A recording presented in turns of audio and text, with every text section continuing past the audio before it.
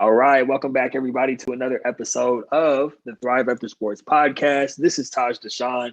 We got a special treat for you today. We got a little bit of a bromance going on here. This is a guy who I've had the pleasure of connecting with over the past, I don't even know if it's been 2 months yet, but never even met this man in person, but a lot of love going on. I did an episode, shameless plug. This is Danny White, the man, the myth, the legend. This name rings bells in the athlete community, is going to continue to ring bells. Mm-hmm.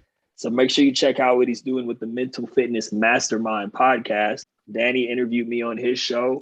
It's been a while, a couple weeks or so, but go check that out. And then it's also posted on the Thrive After Sports podcast, episode 132. So check that out. And now I have the pleasure of interviewing Danny today. So Danny's the founder of mentalfitness.care. Like I just mentioned, host the Mental Fitness Mastermind. But Danny, I'm going to let you introduce yourself, man, and let people know who you are, what you're up to these days before we get this thing rolling. Taj. Okay, so everybody knows who they can look all that stuff up, man. Thanks for having me on. Thanks for let's keep the conversation going. We were talking about our synergies. And that's the whole thing about, connecting with people. We have synergy. You and I have been talking about what our mission is, what our goal is. And let's just keep that going. Let's just, skip all the formal stuff. Let's go into all that. They can look at all that stuff up. You're absolutely right. What's on your heart to share with the people right now? Let's just start with that. Yeah. The mentalfitness.care platform is about bringing everything about mental health for athletes into one place. It's like an RSS feed is what I started out initially. I was thinking, okay, so let's just bring a content hub.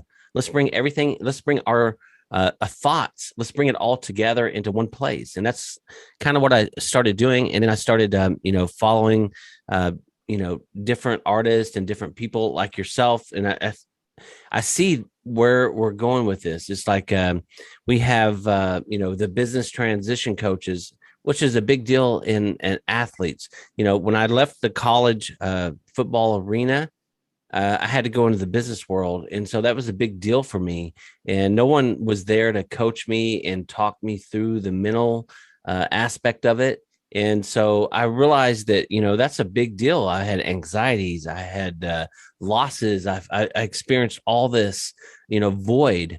And so I felt like that there has to be something out there. And then that's when I started Googling and researching, and I found you, Taj, and I found Kimberly. There's you professionals that understand that if you can help the athlete leave the identity over here from just being the athlete, but also help them transition. I mean, I know it sounds cliche, but you're literally helping them transition into another person, into another arena in their mind. That's why I think that you and I click. Yes, that's one of the many reasons, aside from the fact that you played DB. We got to, talk about that. So can you just talk about, because you mentioned some of the things that you were dealing with while you were playing. What were some of those mental health challenges that you experienced while you were playing football? And then also as you were transitioning out into the, quote unquote, real world afterwards? Well, for me, I think that's a good question. Thank you for asking that. For me, playing football at a high level or at any level, but when you're playing and you're engaged, it keeps you 100% in the moment. If you're doing well, if you're really focused on what you're doing, it kept me in the moment. I didn't think about anything else. I always thought about right now. Downset hut is like right now. I'm in the moment. And then, so from a mental perspective, that kept me okay. And then when I left football, I was always in my head. I was on my own head. I was thinking about too much. I was never in the moment. And so that's a whole nother thing. You have to learn how to like be in the moment in business or be in the moment in life. But that to be honest, that's what football did for me. That's what sports did for me. It kept me in the moment. And then when you don't have sports, then there you go. So I went straight from football. I went into mixed martial arts, and I went all the way to the top with mixed martial arts. I mean, I was training all the time, 7 hours a day. That's all I did. I thought about, because it kept me in the moment. You know what I mean? And then when I went into business, then when I showed up to work, every day in a suit and tie, and I was like in the moment, and I was focused. I wasn't Danny White, the human. I was Danny White, the business person. And so I think the mental health aspect of all of it is being present. I think that's for me, that's the biggest thing. Present, be in the now. Mm-hmm. Yeah, I know you recently interviewed Corey Camp on your show on Mental Fitness Mastermind. That was a great episode. And I've had the pleasure of interviewing Corey as well. And something that he always talks about Smart is flow. guy. Yeah, love that guy. Love that guy. And I love what you were talking about with him. And I've heard him mention this before, but just that concept of flow. And I think that's what you're really hitting on right now, is that we experience that through our sport. And then we try to apply it to other areas, but sometimes we're applying it to the wrong areas. I know I did for sure. I was just trying to, tap into the athlete mindset and go somewhere where I could make some money, but not really being focused on what was I building long term. So I found myself burned out pretty quickly. When you went into the business world, how did you figure out exactly what you wanted to do? Were you just in the mindset of like, I just need some money, or did you have a clear vision for how you were going to start, creating the new version of Danny White business wise? Yeah. Yeah. That's a good question. That's another good question. So I was very fortunate. I tell this story all the time. I went from junior college to 4-year school, and at I had a 1.7 grade average. Damn. I thought I was doing bad in college. Dude, I was so stupid. And so my point was, at junior, I didn't know. I was like, I'm going pro. I mean, I can't believe that the NFL didn't want a 5'11", 170-pound, 4'8", 4'7" DB. I don't know why I didn't get drafted. I mean, I was yeah, exactly. But my point is when I first started college and junior college, I walked on as like, I didn't know about, studies and all that. I should have, but I just didn't pay attention to it.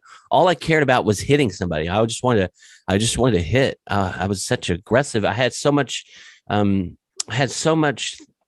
inner turmoil going on. I look back on it as I was just going through some shit, man. I mean, that's the bottom line. And all I wanted to do was hit somebody. So every practice, and that's why the coaches loved me. They were like going, I don't know who this number 7 kid is, but he hits everybody all the time. I'd be the guy that when we would do, like, how they do kickoff practice, I'd be the guy that volunteer and I just jump over the wedge. I just literally jump over the wedge. I was just trying to hit somebody, and that's all I want to do. And so when I got into football, I got into that, and so I started thinking about it. And then all my friends got recruited to Division I schools. I mean, I was definitely a Division I player, but I didn't have the grades to transfer semester. And so that hit me. You know what I mean? That hit me. I was like, oh shit, I messed up. And so then they took me on a Christmas, how they can take you on a Christmas break, and they can, give you you can take a course and it'll raise your GPA. I mean, it's like a loophole in the system. And so I had this Division II school that said, hey man, we want this kid, and, we want to do it. So they brought me in, and I did this thing, and I ended up graduating on the dean's list, by the way. I mean, I'm not saying that like bragging or anything, but yeah, I mean, I never made anything lower than an A after that, other than algebra. I still haven't used a quadratic formula. So Dr. Vance, there you go. I told you I was never going to use it, but yeah, but then I got into that. So I got, I got an internship. So I got an internship, and basically you're asking me your questions. So how did I get into the business? I get into the internship. So I had an internship at I had 2 choices. I could either go to a marketing Alimax, like a metal company, or I could go to a jewelry store. And I thought, I had a 1979 Monte Carlo. That piece of crap, it always broke down. I was like, well, I didn't want to miss my job if I ever, my car didn't work. And so I took the jewelry store. And so I started working in the jewelry store, and they put me in the very back, cleaning rings, watches, changing watch bands, just at the very back of the store. And so as an intern, and to me, I grew up, with not resources. So it was a shock to me. I mean, people could pay $150 for a watch. Are you kidding me? I mean, how rich are you? That was amazing. I know, $150. And so I went from there, and I just learned the whole business from the front to the back. And I've been in the jewelry industry for 30 years. Yeah. Selling millions and millions of dollars worth of jewelry. Wow. True story. Yeah. So that's the classic story of, you really kind of just fell into something. You didn't have to sit. I think today, a lot of people, especially like younger generations, and I include myself in that too, there's like this paralysis by analysis because there's so many different routes you can go, right? And everyone wants to take the easy route and just be like, I just want to be a social media influencer or something without anything tangible attached to it. But yours was pretty simple. It's like, you could do this, you could do this. And then you got into the jewelry store, the jewelry business. Yeah. You started from the ground up, worked your ass off, and made something of yourself. I think I that's did work my ass off. By the way, I did work my ass off. Don't mean to interrupt you. I did work my ass off. I had one tie, and I kept it. My roommate tied it for me, so I'd always like take it off and just leave it on the doorknob. I had one tie, and I wore it every day, and I did work my ass off. And I'm not, bragging or whatever, but I did work my ass off, and I showed up every single day and watched and paid attention. I paid attention. If you want to talk about thrive after sports, it's the same thing. Of course, I'm a free safety. I mean, I was that guy that was my job. I was paying attention. I was watching everything. You know what I mean?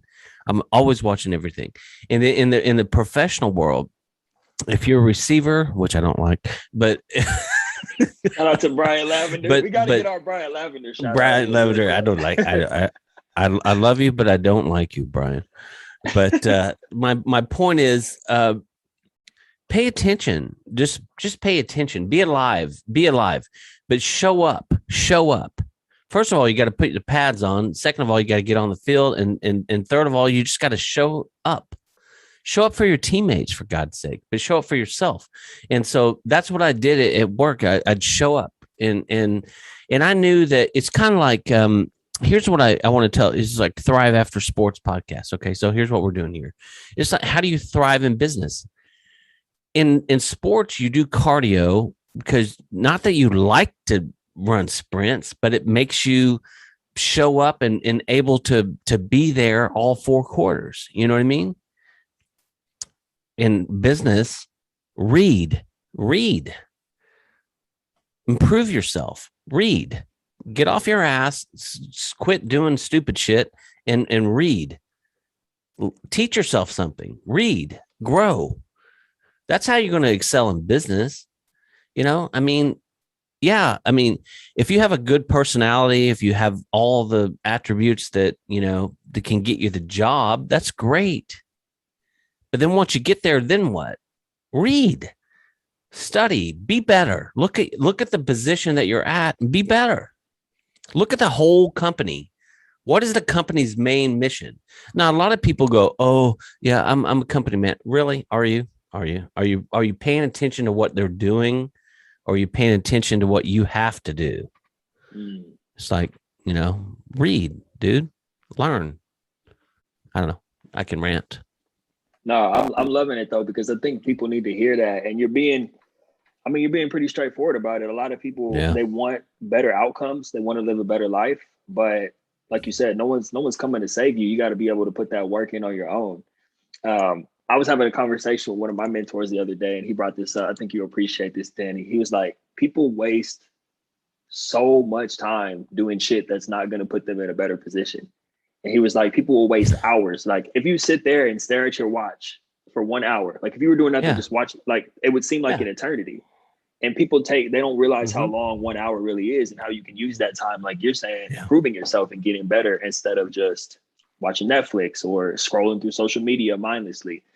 We only get one go around in this life as long as we know of. So for anybody listening, you know, he was getting passionate and worked up for a second there because, I mean, he's dead serious and he knows it. After 30 years, you got to keep investing in yourself if you want to get to the top of your field or you want to make something of yourself. You have to put the work in. So I appreciate you sharing that piece, Danny. I wanted to ask you this too, because, oh, sorry, go ahead.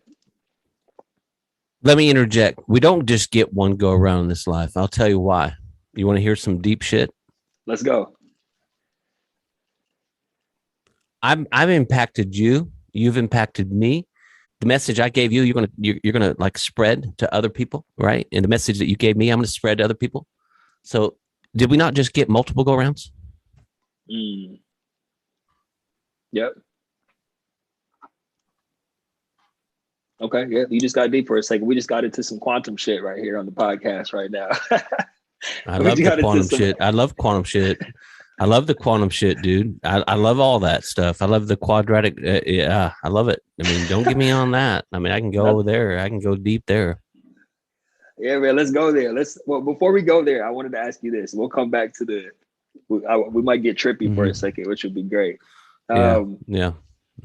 30 years. I mean, you've done well for yourself. Like we were talking about before we recorded. You've done very well for yourself. You've been putting in work for 30 years, constantly growing and improving. Why start mentalfitness.care? Why was it important for you now after 30 years in the jewelry business, all the other businesses? Heart. It's like, you know what? I've got enough money. I could do whatever the fuck I want. I'm gonna wear the same shirt. I can go in any place I want and buy whatever the hell I want. So now what? Heart. It's heart. It's I have a voice that I want to say something, but not only just my voice. I have the ability to bring people together that really have a voice. You know what I mean? And I seen this 13 months ago, way before Naomi Osaka and Simone Biles, before any of that shit. I've seen it already. I've seen it. I mean, you can, you know, I'm not trying to be, you know, whatever. I mean, it is what it is. I've seen it. I felt it. And I think that's a spiritual thing. I mean, you just feel things. And so you're asking me, why am I going into the mental fitness stuff? It's heart. It's my heart, man. It's my heart. I really care about it. I do care about it. You know, it helps me, but also I care about it. I think people need to have a platform. I think that all I'm doing is I'm just bringing attention to it. And that's why if you look at what we're doing, it's like, well, all he does, he doesn't create too much original content. He's just sharing other shit. I'm like, yeah, for now. I mean, I'm going to create some original stuff, but for now, I'm giving it a push because you know what? It's not about me. It's about what it is. Does that make sense? Makes perfect sense. Yeah, that's it. It's hard. I don't know. It's hard to Dashaun. It's hard, man. Sometimes it's just one of those things that I care about it. I feel it. And instead of doing nothing, I have to do something, even though it's not me. I'm just sharing something, but I'm just being that platform right now. I mean, I know that eventually I'll create a Vice or I'll do some documentaries. I'll do some original content that'll be there. And, you know, but I'm not waiting for that to before I start. I'm just going ahead and starting. That's it. Don't wait. Don't wait for the perfect moment. Just do. If you feel like you need to do something, do it. Share somebody else. You don't have to be the perfect person. Just share somebody else's shit, you know? Give them a voice. Right. Anyway, that's it. Does that answer your question? It does. And you know what, Danny, I'm really loving this so far because, you know, I knew this was going to be a great interview, a great conversation, but for the people listening, like what's going on right now, especially several times during this conversation, Danny's giving us a verbal ass whooping right now. And I think some of us need that kick in the ass to be able to get into motion. Because, man, we we live in a time where, you know, people start shit and don't finish it. I'm sorry. I don't mean to be doing that. I'm not trying to hurt anybody. No, it's needed, though. And that's what I'm saying. I think it's important that I love that you're going this direction and that you've been sharing what's on your heart when it comes to this type of stuff. Because we live in a time where people are scared to start. And when they do start, they don't have follow through. That's why you see someone once shared with me, it was Joy Walker. I got to connect you with her, by the way. She'll be a great connection. But Joy Walker shared with me that the average podcast fizzles out at around episode 17. It means people start it, they go 17 episodes, and then just, you know, it becomes a ghost town. Their podcast is just collecting dust on the internet, you know, and it's a shame. And I love what you're sharing right now because you made it so simple. It wasn't this big elaborate thing where you had the plan mapped out and your 5-year plan. You're just like, you know what? This is on my heart to do this. I'm just going to start doing it. You know, yeah. I love that. I love that, Danny. Sorry, go ahead. Taj, you're so articulate, dude. Let's take a moment here, crowd, and just thank Taj's parents. Has anybody ever said that to you? Definitely not, man. Especially not thanking my parents.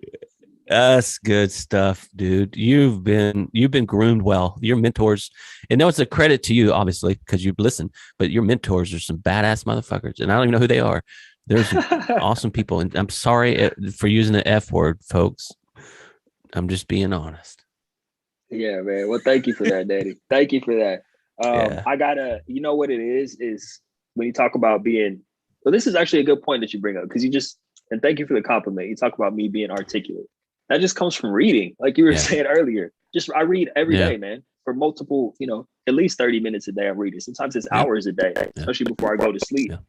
It just comes from reading, listening, educating myself, trying to get better. If you go back to episode 1, everybody do this. Go back to episode 1, 2, and 3 of this podcast. I was fucking terrible. It was also, I can't even listen to one of those first few interviews. I would put myself. I can't either. I know. This? I did it myself. It was like, Woo. What is that? Why are you trying to be somebody? Why don't you just be you? Why are you trying to be somebody? And that's our problem, isn't it, Taj? I didn't mean to interrupt you, but that's our problem.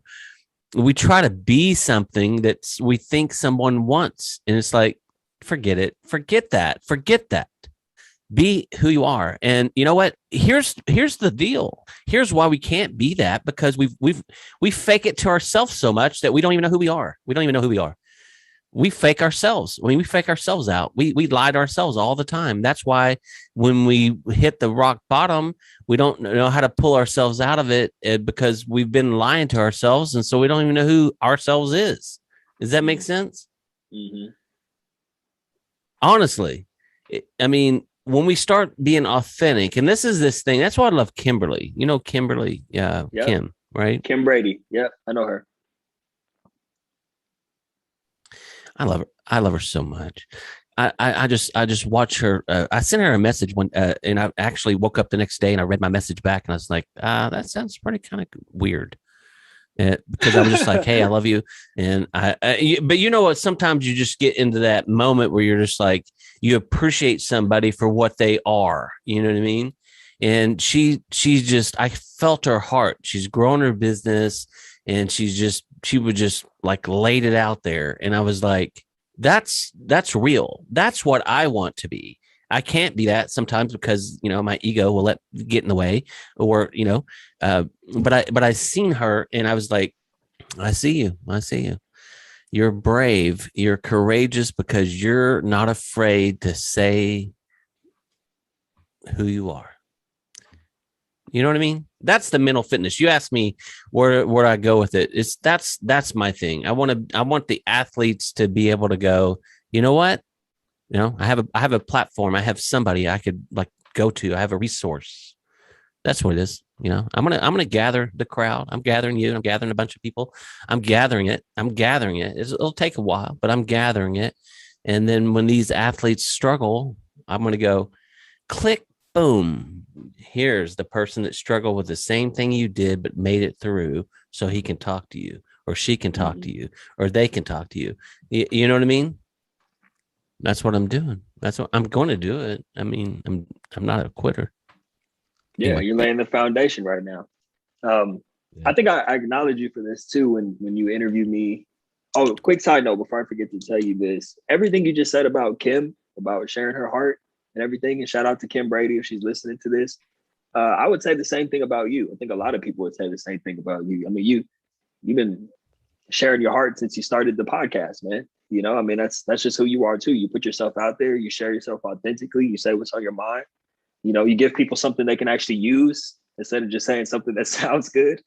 All that stuff matters. So I just wanted to take a second to acknowledge you for that too, Danny. We got to keep the bromance going. You know what I mean? We can't lose the love. Bryant Lavender, Bryant Lavender, Bryant Lavender. Brian Get that Lavender. towel. Get that towel off of you. Untuck your shirt. Untuck your shirt, Bryant. No one tucks shirts in anymore.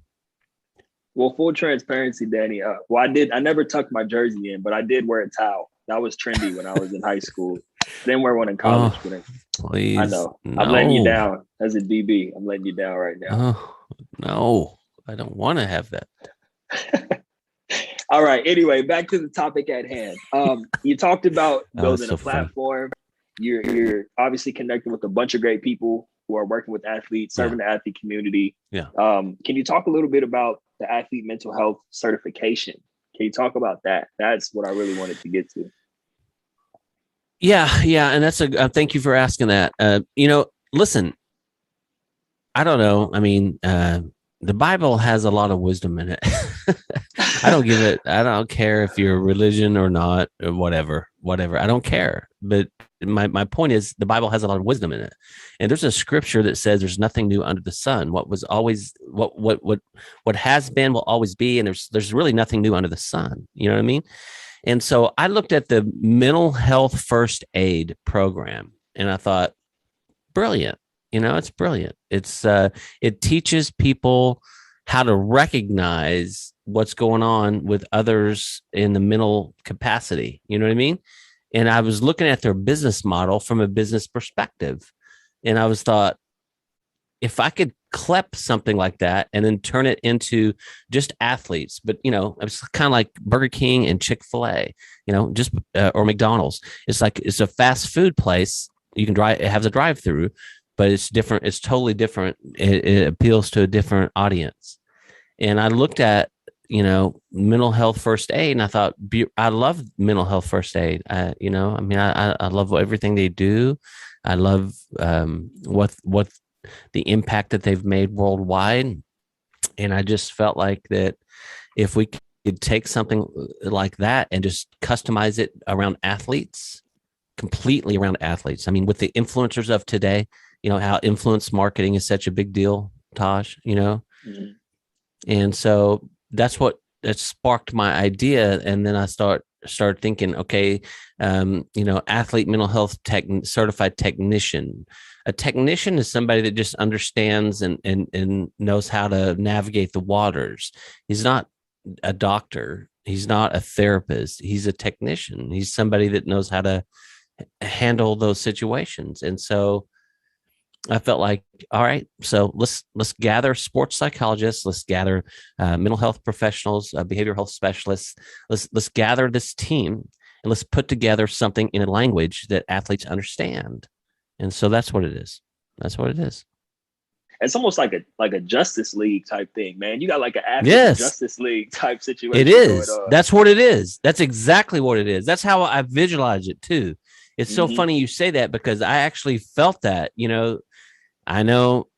Listen, I felt that exact same thing, like the Justice League. I felt it. I thought, we're bringing together all these thoughts and all these minds and all this stuff. And it's like, listen, if there's all these sports psychologists and clinicians, and I mean, there's professional help. They're there. That's why we have the accredited provider network there. And so, we'll vet them and they'll be there. All right. But, you still have to start the conversation. You have to start the conversation. And the conversation doesn't start professionally. The conversation starts personally. Can you give us a glimpse into the future? Like kind of, I mean, we could talk super long term. We could talk more immediate future, but what's the future of mentalfitness.care? Like, what can we expect on the horizon? Let's just say within the next few years. Good question. Another good question. Okay, so I'm gonna get out of the way. You know what I mean? I've started it, but I'm gonna get out of the way. I mean, you ask me, let's give a glimpse in the future. I'm gonna get out of the way. I'm already interviewing, and I'm gonna hire a team that I can get the hell out of the way. I mean, I'll be in an advisory capacity, but there's people that are way more equipped, way smarter, that knows where I'm going or what the vision of this is. So I'm going to get out of the way. That's the even the immediate future. I'm going to get out of the way. I'm going to let them do what they do. And so, will it be a nonprofit or will it be a for-profit? I don't know. I mean, I don't care. I want the mission to be done. You know what I mean?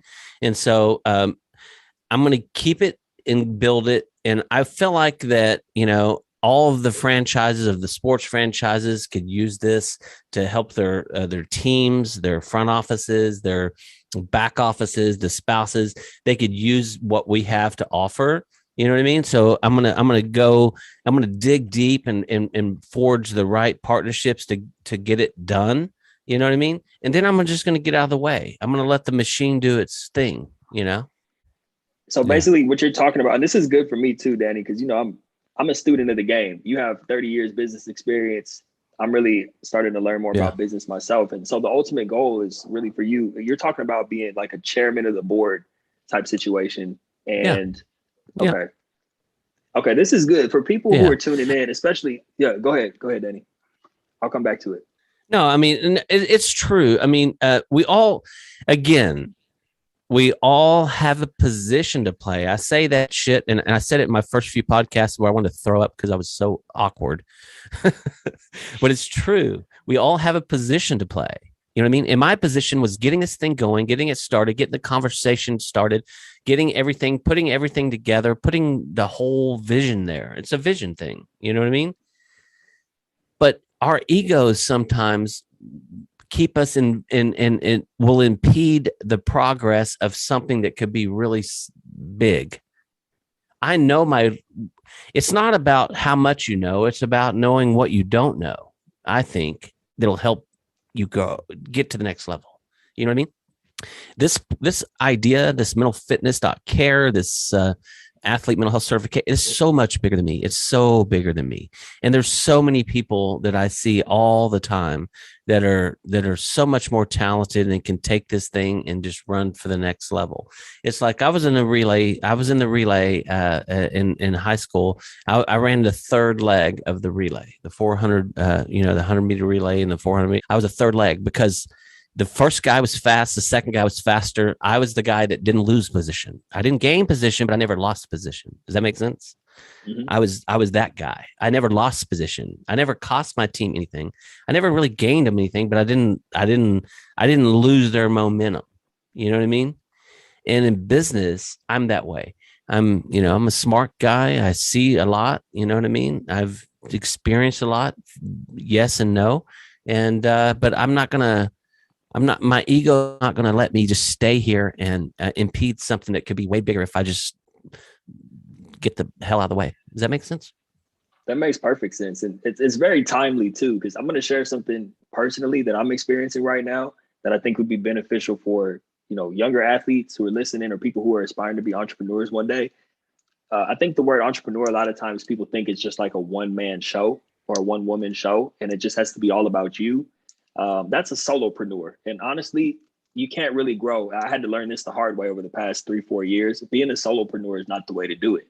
Mm-mm. Maybe when you're starting out, but there's so many different ways to, like right now, technically, I'm still a solopreneur. I have a small team with the support of Self-Published in 30 Days, but I'm an intrapreneur, which means I get to be an entrepreneur within Self-Published in 30 Days as vice president. So you can be a solopreneur, you can be an intrapreneur. What Danny's talking about right now, Danny's essentially a solopreneur, and he's going to build his way up, build a team, and then put people in place where he can be removed from the business, not even as a CEO. Like you would technically have a CEO and the CEO would run the business, but you would be chairman of the board or, founder or owner.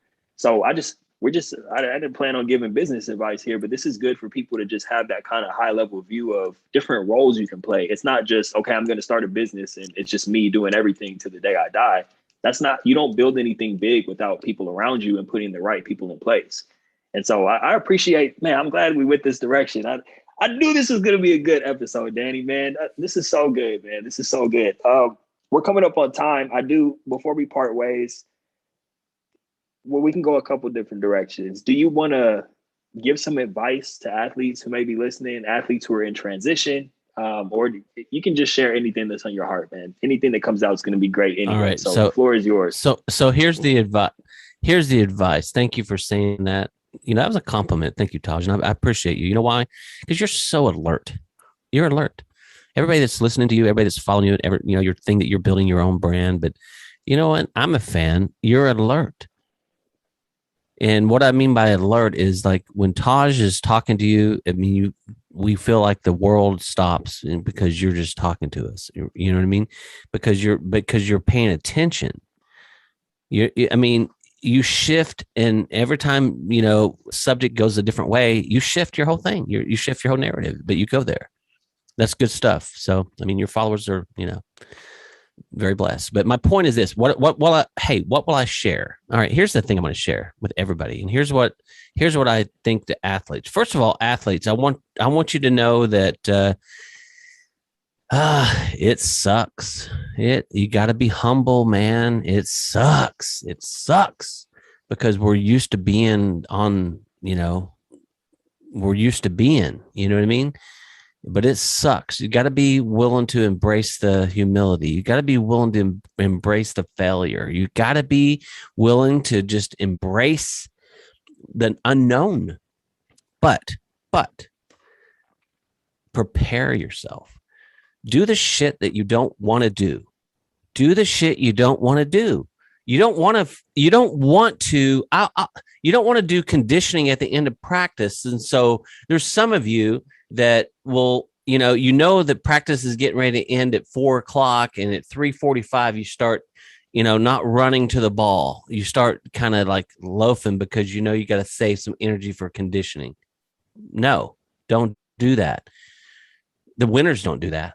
The people that get paid to play don't do that. You know what I mean? And so in life, it sucks sometimes, but you got to do the things that you don't want to do. Read, listen to quit doing bullshit. Read, listen to people that know more than you. Listen to people that are in the position that you want to be in, and just listen, and listen to their failures, and also listen. The same athletic mindset that kept you and keeps you winning because you're paying attention, and sometimes you're just watching. Use that same thing in business. Just watch them. Watch. And you say, well, if someone always asks you, what's your passion? What do you really want to do in life? And we all say, all of us, by the way, not just you, but all of us say, I really don't know. I really don't know. You know why we don't know? It's not that we don't know. It's that we're afraid. We think that we can't achieve what we really want to do. So we just throw that out there in mediocrity. We go, I don't really know. Yeah, but you're just afraid of failing. So you won't mention it. Listen to that inner voice. It's like, what do you really want to do? You say, well, I don't know. Yeah. Bullshit. You're just afraid of saying it because you don't want to own it. You're the man, Danny. There it is. That's a perfect way for us to close out, man. With you hitting people upside the head once again, letting them know to get off the bullshit. I'm not trying to hit people. Stop kidding. I mean that in a good way, okay? Because some people, guaranteed, people are going to hear this episode, and that's the goal, right? That's why we do what we do. Like, people are going to hear what you shared on this episode and be impacted by it. So I mean that in the best way possible, hitting people upside the head, waking them up out of their funk, waking them up out of the stuff that's holding them back. So, man. You're the man, Taj. I love you, dude. I love you too. I love you. Hang up on me. Nah, man. I'm not hanging up. Shit. No, I'm not hanging up on you. I do love you, man. I really appreciate you, dude. I'm excited to meet you in person one of these days, man. So I can give you a big hug. But yeah, there's a real bromance going on here, and I do love you too, man. All right, man. Before we leave, though, Good stuff. aside from visiting mentalfitness.care, where else do you want to point people to if they want to get in touch with you, if they want to check out the show, all of that stuff? Yeah, I'm building. I'm building. So, I mean, you just go there and, hopefully it won't just be in cyberspace forever. I'm just building it. I'm not trying to promote anything. I'm just building it right now. All right, Danny. You have a good one, man. Appreciate your time. All right, buddy. Bye.